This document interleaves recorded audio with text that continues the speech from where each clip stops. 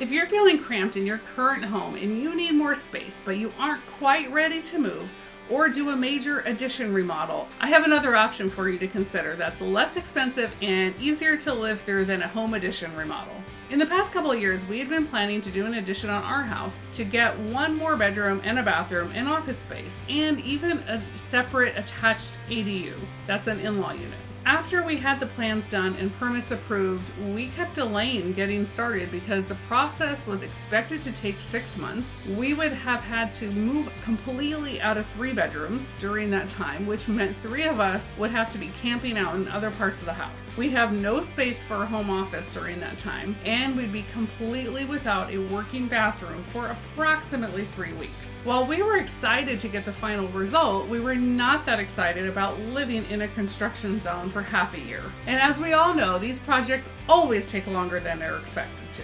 So we sat on the plans for months trying to decide what to do, and then the world shut down. Even construction shut down. Not that we wanted anyone coming in and out of our house at that point, but a friend of mine was in a process of a bathroom remodel and progress on her project completely stopped. So I was very glad that at that point we had never gotten started, because 6 months would have probably turned into a year and a half at that point. Add to that the fact that the kids were doing school online, and since they were sharing a room at the time, there was no space to have desks in their rooms. And my office space in downtown Pleasanton had more restrictions as well, and I was starting to have to work from home and from my home office. So our solution was we added 2 small desks in my already very small office for the kids from March until June so they could do school from work. And I was working in the same room with my kids doing Zoom school. We were only separated by a green screen fabric hanging between us. I ended up investing in noise canceling headphones and resorted to going outside if I needed to take a phone call.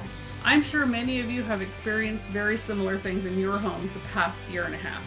You might even be planning to continue to work from home indefinitely. Some people have opted to sell their home, opting to move further from their physical office because they don't need to be in the office as often. Plus, moving a little further away could mean giving you the ability to buy a larger home at a better price. We also considered this and ultimately decided to stay put for now. But we needed a solution for our space issues, and we needed it fast, especially since my home office was now going to be my only office and the kids were going to be spending the next school year doing school from home. After doing a lot of research, we decided that getting a shed converted into an office was our best bet, or a she shed or a man cave, as some might call it. It seemed like it wouldn't take nearly as long to get it done, no workers would have to come inside our house, and we wouldn't have to give up any of our bedrooms and camp out in the living room for months on end, and we wouldn't be without a bathroom due to this remodel, ever. Seemed like a win all the way around. Oh, and it was about 10% of the cost compared to doing the original remodel addition that we had planned. So I started off by contacting a company I already knew about and had seen a few of the studio sheds that they had done years ago. I was pretty sure that I was going to use them to build my she shed office, but after meeting with them twice, they dragged their feet on getting me a quote. It was months and it was pretty frustrating, to be honest. So I set out to find other options.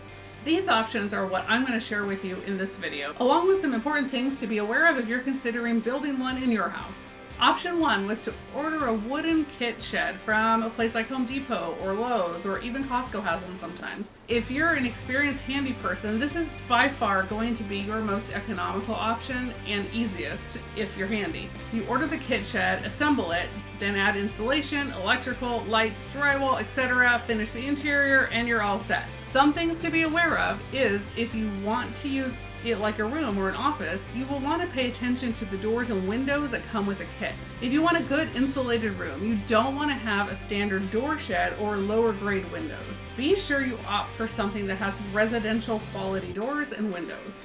Also, double check the thickness of the subfloor. You want to go with a thicker plywood to avoid any buckling you might get from heat or cold temps. Depending on where you live, it might be a bigger deal for you than in other parts of the country.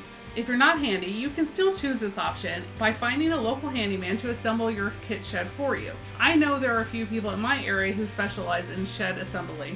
Option 2.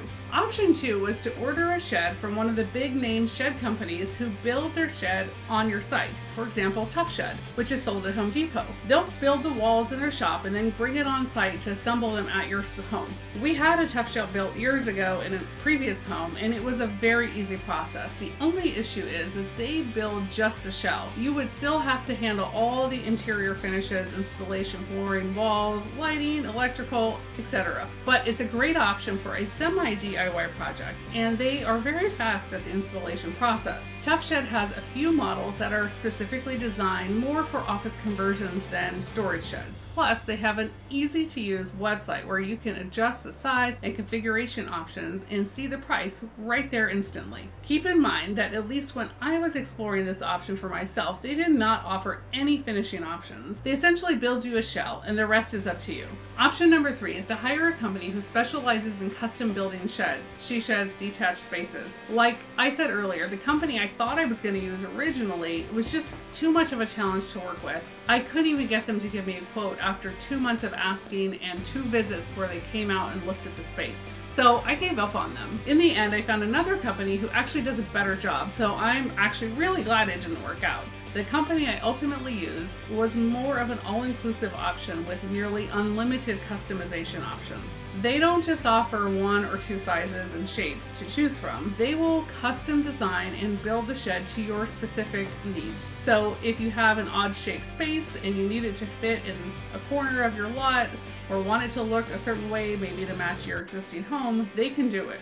Or maybe you need it 1 foot taller or even shorter, or a half an inch wider, or whatever.